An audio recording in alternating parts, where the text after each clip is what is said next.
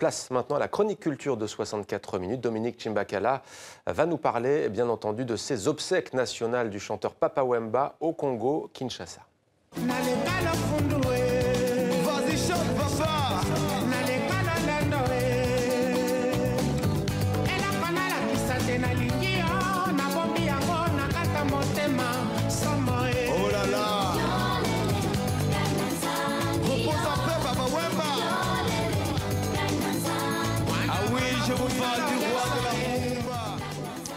Bonsoir Dominique. Le recueillement, la tristesse, beaucoup de ferveur aussi depuis ce matin et depuis plusieurs jours d'ailleurs à Kinshasa pour dire au revoir à Papa Wemba. Oui, absolument. Aujourd'hui, c'était vraiment une journée de funérailles nationales et populaires.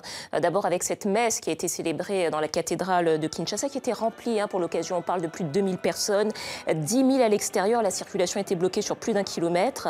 Drapeau sur le cercueil, beaucoup de politiques, beaucoup de vedettes également de la musique congolaise et africaine. Papa Wemba a été enterré cet après-midi à 80 km de Kinshasa.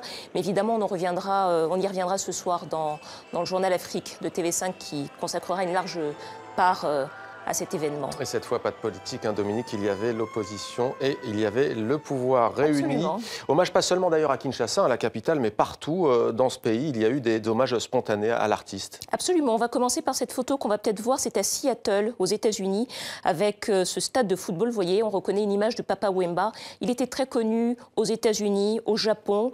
Et puis hier soir également, hommage à Paris, dans la salle du New Morning, salle de concert qu'il aimait beaucoup.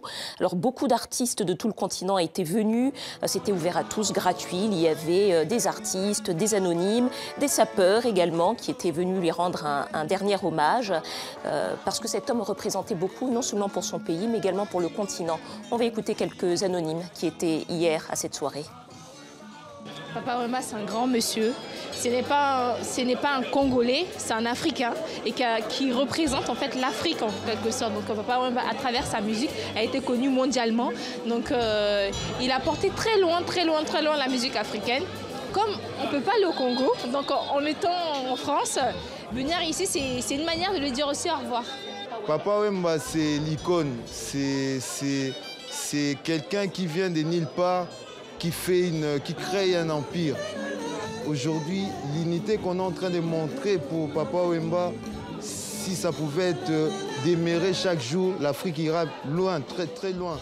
Voilà, Papa Wemba, chantre de l'unité africaine, de son vivant comme après sa mort.